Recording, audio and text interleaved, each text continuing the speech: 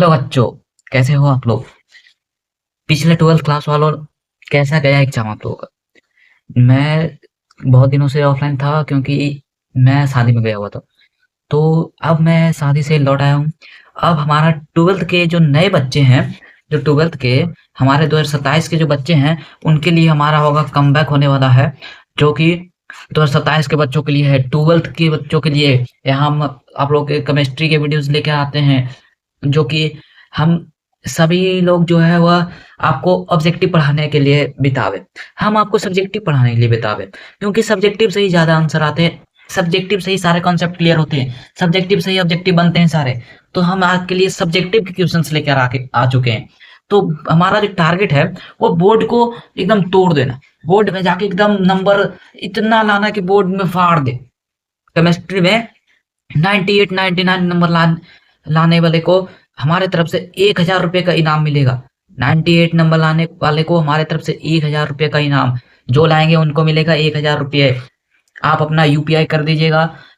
आप हमारे सब्सक्राइबर होने चाहिए, क्योंकि हम जो है वो बिना सब्सक्राइबर के 1,000 रुपये नहीं दे सकते। और आपका रिजल्ट एक्यूरेट देखा जाएगा कि हाँ आप 98 नंबर लाए हो, तो आपको जो है हमारे तरफ से इनाम के रूप में धनराशि दी जाएगी। कुछ भी हो, इनाम इनाम होते हैं, क्योंकि अभी हमारा चैनल उतना बड़ा नहीं है कि हम ज़्यादा से ज़्यादा पैसे डोनेट कर सके। जब हमारे चैनल पर 100 के सब्सक्राइबर हो जाएंगे, यानी 1 मिलियन, 100 के सब्सक्राइबर अगर जो हो जाते हैं, तो मैं उसके बाद जो 12th के बच्चे 98 99 नंबर लाएंगे, 98 97 98 और 97 नंबर लाने वालों को हमारी तरफ से 50,000 रुपये का इनाम दिया जाएगा।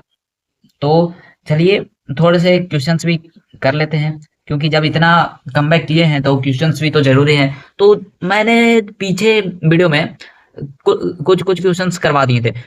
कुछ लास्ट क्वेश्चन जैसे मैंने अभी पढ़ा कि कांच को अतिस्थित द्रव क्यों कहा जाता है। तो कांच में जो अवयवी कण होते हैं ना, जैसे कि मैं आपको बताना चाहता हूँ, ये समझो आप कांच है और इसमें कुछ कण है, इधर इधर इधर इधर इधर, मतलब कुछ कण पाए पाए जा रहे हैं, जैसे कुछ कण है। तो जैसे ही इसमें जो अवयविक कण होते हैं ना, उनकी जो सजावट होती है एक निश्चित ज्यामितीय आकृति में नहीं होती। मतलब कि यह एक देखिए, जैसे ये सारे कण है जो कभी कोई इधर है कोई इधर है, ऐसे ही कण होते हैं हमारे कांच में होते हैं। तो जो कांच में जो कण होते हैं ना, वो एक निश्चित ज्यामितीय आकृति में तो सजाए हुए नहीं रहते हैं, तो यह इधर उधर यानी इधर उधर सजाए हुए रहते हैं। तो यह जो होते हैं ना, जब इन पर धूप पड़ती है, बाहर जो हमारे कांच लगे होते हैं, ऐसे हमारे कांच खिड़की में या फिर दरवाजे में कहीं पर भी लगे रहते हैं, तो उनमें ये जो अवयवी कण होते हैं ना, पिघल कर नीचे आ जाते हैं, पिघल कर नीचे आ जाते हैं। ऊपर में पूरा देखिएगा आप इतना पतला हो जाएगा, और नीचे में आते आते आपको इतना मोटा हो जाएगा। तो इतना पतला से इतना मोटा कैसे होता है, यही कारण है कि यह जो है वह इसे अतिस्थित द्रव इसीलिए कहा जाता है, क्योंकि ये जो है वो पतला से मोटा हो जाता है। ये पतला हो गया और ये मोटा, ये धीरे धीरे और मोटा होते चला जाता है। जैसे अभी ऐसा है नीचे में, फिर ऐसा हो गया, फिर ऐसा हो गया। तो ये जो है ना प्रक्रिया चलते रहता है। इसीलिए जो है ना कांच को अतिस्थित द्रव कहा जाता है।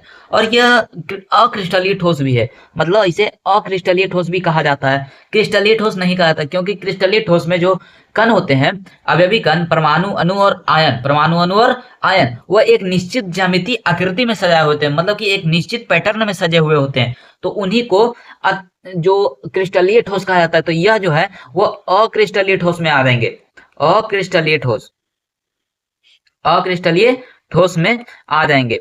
तो यहां तक हमारा लास्ट क्वेश्चन हो चुका था। तो चलिए आज नए क्वेश्चन की ओर बढ़ते हैं, हम लोग नए क्वेश्चन पर चलते हैं। हम नए क्वेश्चन में का पहला क्वेश्चन हमारा है, वह है क्रिस्टलीय ठोस कितने प्रकार के होते हैं। जो क्रिस्टलीय ठोस है, क्रिस्टलीय ठोस, क्रिस्टलीय ठोस जो है वो कितने प्रकार के होते हैं, किसी को पता है तो वह इसी के साथ आंसर देते जाएगा। क्रिस्टलीय ठोस कितने प्रकार के होते हैं, क्रिस्टलीय ठोस कितने प्रकार के होते हैं, होते हैं, क्रिस्टलीय ठोस कितने प्रकार के होते हैं। तो इसका जो आंसर हो जाएगा, यह जो है वह 4 प्रकार के होते हैं। यह 4 प्रकार के होते हैं। कौन कौन होते हैं, तो पहला में लिख लीजिएगा आयनिक ठोस, पहला में आयनिक ठोस, आयनिक ठोस, आयनिक ठोस। दूसरा में आप लोग लिख दीजिएगा क्या होगा, धात्विक ठोस। दूसरा में होगा धात्विक ठोस, धात्विक ठोस, धात्विक ठोस। और तीसरा में हमारा जो हो जाएगा, ये हमारा हो जाएगा थर्ड। तीसरा में हमारा हो जाएगा, तीसरा में जो होगा वो होगा सहसंयोजक ठोस, सहसंयोजक ठोस, सहसंयोजक ठोस। और जो हमारा लास्ट हो जाएगा वह क्या होगा, वह हो जाएगा हमारा आणविक ठोस, आणविक ठोस, आणविक ठोस। हमारा जो लास्ट हो जाएगा वह हो जाएगा आणविक ठोस। और मैं एक बात और बता देता हूं, सहसंयोजक ठोस को एक और बोला जाता है, इसे बोलते हैं हम लोग, इसे बोलते हैं नेटवर्क ठोस, नेटवर्क ठोस, नेटवर्क ठोस, नेटवर्क ठोस। इसे नेटवर्क ठोस भी कहा जाता है। तो चलिए इन इन सभी का इंग्लिश वर्ड भी पढ़ लेते हैं। इन सभी को इंग्लिश में क्या कहा जाता है, तो इंग्लिश में पढ़ने के लिए चलिए इनको, आयनिक ठोस को जो है वो आयोनिक सॉलिड बोला जाता है, आयोनिक सॉलिड, आयोनिक सॉलिड कहा जाता है। और जो धात्विक ठोस है इन्हें मेटेलिक सॉलिड बोला जाता है, मेटेलिक, मेटेलिक सॉलिड कहा जाता है, मेटेलिक सॉलिड कहा जाता है। और जो यह हमारा सहसंयोजक है ना, इसको कोवैलेंट सॉलिड, कोवैलेंट सॉलिड कहा जाता है, कोवैलेंट सॉलिड कहा जाता है। और जो हमारा नेटवर्क ठोस है, जो हमारा नेटवर्क ठोस है, इसे हम लोग क्या कहते हैं, तो इसे भी नेटवर्क सॉलिड कहा जाता है, नेटवर्क सॉलिड, नेटवर्क सॉलिड कहा जाता है, नेटवर्क सॉलिड कहा जाता है। और जो हमारा आणविक ठोस है लास्ट, उसे क्या कहते हैं, तो molecular solid, molecular solid, molecular solid कहा जाता है, मॉलिक्यूलर सॉलिड कहा जाता है। तो यही जो है वह क्रिस्टल के 4 प्रकार है, यही सारे जो है वह क्रिस्टल के 4 प्रकार है। यह जो 4 प्रकार है वह क्रिस्टल ठोस के प्रकार है। तो कौन कौन होते हैं, तो पहला हो गया आयनिक ठोस, पहला आयनिक ठोस, दूसरा धात्विक ठोस, तीसरा सहसंयोजक ठोस, इसी को कहते हैं नेटवर्क ठोस, इसी को क्या कहते हैं, नेटवर्क ठोस। और चौथा हो गया हमारा आणविक ठोस, चौथा हो गया हमारा आणविक ठोस। तो यह हमारे जो होते हैं वह 4 प्रकार के होते हैं, यह हमारे 4 प्रकार के होते हैं। तो आयनिक ठोस को बोला जाता है आयोनिक ठोस, आयनिक ठोस को आयोनिक ठोस कहा जाता है यानी आयोनिक सॉलिड, धात्विक ठोस को मेटालिक सॉलिड, सहसंयोजक ठोस को कोवैलेंट सॉलिड, नेटवर्क ठोस को नेटवर्क सॉलिड और आणविक ठोस को मॉलिक्यूलर सॉलिड कहा जाता है। अब हम चलते हैं आयनिक ठोस किसे कहते हैं। आपका तो ये भी प्रश्न होगा कि आयनिक ठोस किसे कहते हैं, आयनिक ठोस, जो हमारा आयनिक ठोस है किसे कहते हैं,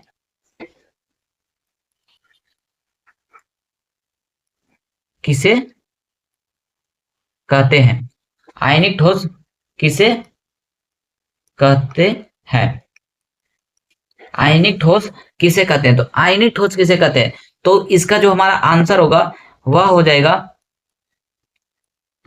इसका जो आंसर होगा वह होगा वैसा, वैसा ठोस, वैसा ठोस जिसमें, वैसा ठोस जिसमें अवयवी कण, जो हमारे अवयवी कण होते हैं परमाणु, अणु और आयन, परमाणु, अणु और आयन जो हमारे कण होते हैं उसमें यह इस अवयवी कण में कौन से कण होते हैं, तो अवयवी कण जो है वैसा ठोस जिसमें अवयवी कण आयन हो, क्या हो, आयन हो, क्या, तो आयन हो, उसे आयनिक ठोस कहते हैं, उसे आयनिक, उसे आयनिक ठोस कहते हैं, उसे आयनिक ठोस कहते हैं, आयनिक ठोस कहते हैं। और अगले में जो है वह है धात्विक ठोस, हमारा जो दूसरा था, दूसरा यह धात्विक ठोस है। तो चलिए दूसरे के बारे में पढ़ते हैं। दूसरा में है क्या था, धात्विक ठोस, क्वेश्चन है धात्विक, धात्विक, गलती हो गया, धात्विक, धात्विक ठोस। दूसरा जो हमारा वह है धात्विक ठोस, इसको इंग्लिश में बोलते हैं मेटालिक सॉलिड। क्या? तो मेटालिक सॉलिड, मेटालिक सॉलिड। तो इसका जो आंसर है वह हो जाएगा वैसा ठोस, वैसा ठोस जिसमें अवयवी कण क्या होते हैं? धात्विक है, तो अवयवी कण अब ऑब्वियसली धातु होगा। अवयवी कण क्या होगा? धातु हो, उसे धात्विक ठोस कहते हैं, उसे धात्विक ठोस कहते हैं, उसे धात्विक ठोस कहते हैं, उसे धात्विक ठोस कहते हैं, उसे धात्विक ठोस कहते हैं। और अगला जो हमारा है वह थर्ड में क्या था? थर्ड में था सहसंयोजक ठोस या नेटवर्क ठोस, सहसंयोजक ठोस या नेटवर्क ठोस। तो अगले में हम चलते हैं सहसंयोजक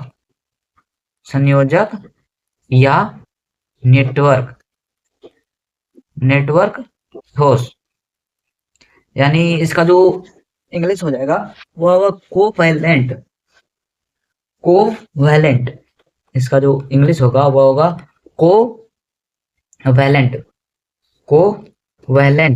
और नेटवर्क सॉलिड, कोवैलेंट और नेटवर्क सॉलिड, कोवैलेंट और नेटवर्क सॉलिड, कोवैलेंट और नेटवर्क सॉलिड हो जाएगा। और इसका जो इसमें जो अवयवी कण होते हैं ना, इसमें अवयवी कण क्या होते हैं? तो इसमें जो अवयवी कण होते हैं वह अधातु होते हैं। तो इसका आंसर हो जाएगा वैसा ठोस जिसमें अवयवी कण, वैसा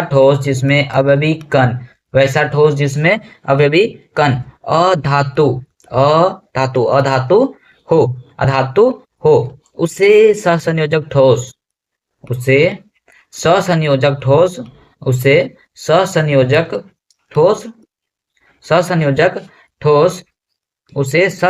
ठोस या नेटवर्क ठोस भी कहते हैं, नेटवर्क ठोस भी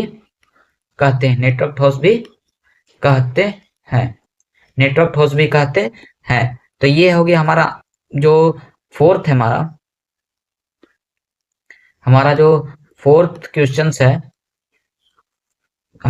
क्वेश्चन जो है उसका ये आंसर हो गया।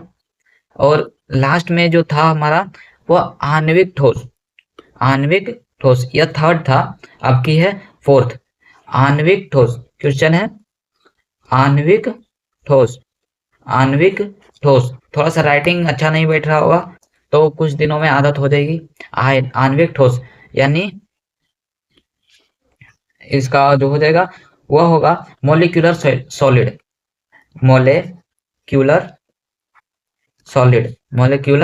सॉलिड। तो चलिए इसका जो आंसर है वो भी कैप्चर कर लेते हैं, मतलब देख लेते हैं। तो इसमें जो कण होते हैं ना वो अणु होते हैं, तो इसका आंसर होगा वैसा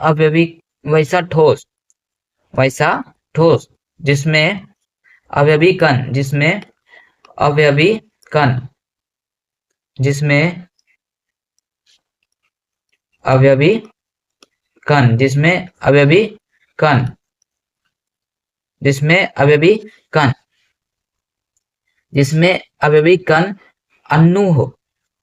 कण अणु हो, उसे क्या कहते हैं? तो उसे आणविक ठोस कहते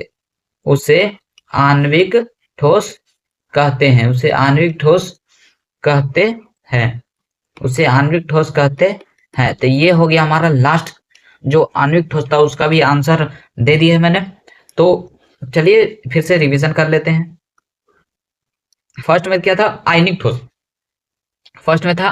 ठोस। तो आयनिक ठोस का जो आंसर होगा वो होगा वैसा ठोस जिसमें अवयवी कण क्या आयन हो, उससे आयनिक ठोस कहते हैं। आयनिक में आयन होगा और अगले में चलते हैं, धात्विक ठोस। धात्विक ठोस था हमारा, तो इसका जो आंसर होगा वैसा ठोस।